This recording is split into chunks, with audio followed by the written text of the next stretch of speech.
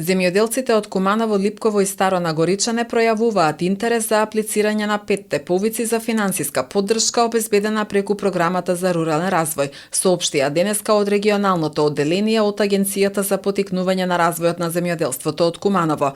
Досега најголем интерес пројавиле земјоделците од селата од Кумановско, но не е мал ниту бројот на земјоделци од Липково и Старо Нагоричане. Еден јавен повиц се однесува за набавка на трактори, тоа е познато народски како 50-50 уште од претходните години. Едниот јавен повик има е објавен за жена земјоделец, поддршка на жена земјоделец до 6000 евра, набавка на опрема за преработка и доработка на земјоделски производи. И едниот повик се однесува за изградба на силоси, за сточна храна претежно тоа, или за силоси за чување на житни култури, така натаму.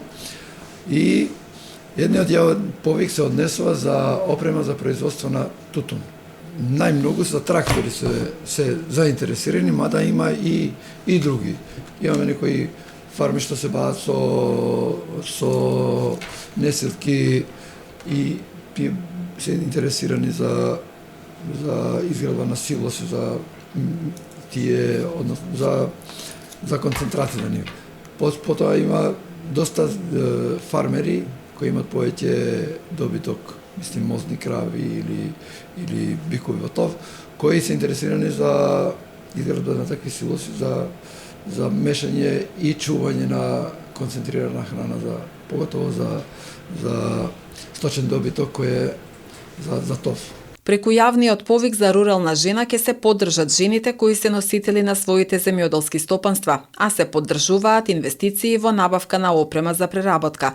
Оваа поддршка подразбира доделување на неповратни финансиски средства во висина од 100% од инвестицијата. Денеска имаше пред малку една, што беше, и доаѓат. Значи, од првиот ден почна, како што знаете, кај нас обично малку покасно, последните денови, последна недела, меѓутоа почнаа да се интересираат, да се информираат, знаат дека централна точка за информирање и за поддршка, техничка поддршка и информативна и советодавна, ние сме како Агенција за земјоделство и рурален развој, кои сите тие услуги бесплатно ги даваме нормално, како што знаете. Така да овдека доаѓа за сите информации, за сите потребни документи што треба да изготват, мада многу е упростено, можам да спомнам, процедура за апликација. Попросто не може да биде. Ништо едно решение со ажурирани податоци од регистар на земјоделски стопанства од МЗШВ, една понуда, односно профактура од добавувач на таа опрема за која е интересиран, толку е. Останата работа ние што ја вршиме тука, изготвување на бизнис план и апликацијата во електронска форма што се во софтвера што се изготвува. За апликантите кои ќе се јават на јавниот повик за набавка на трактори се предвидени 3,5 милиони денари по корисник. Исплатата на средствата се врши по целосна реализација на инвестицијата согласно условите и критериумите за финансиска поддршка. Финансиската поддршка се исплаќа по принцип на кофинансирање кое се движи од 50 до 75% во зависност од возраста и подрачјето на апликантот. Со ист распон на финансиска поддршка може да добијат и производителите на житни култури кои во деловниот план ќе предвидат набавка на силоси за складирање на житни и индустријски зрнести култури со максимален капацитет од 25 тони. Максималната вредност на прифатливи трошоци е 1 милион денари.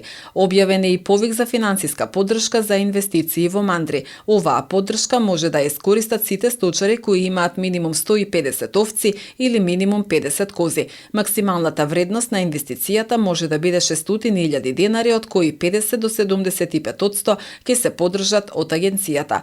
Со јавниот повик за набавка на опрема за производствен тутун ќе се поддржат производителите на тутун со запишани производни капацитети во единствениот регистар на земјоделски стопанства.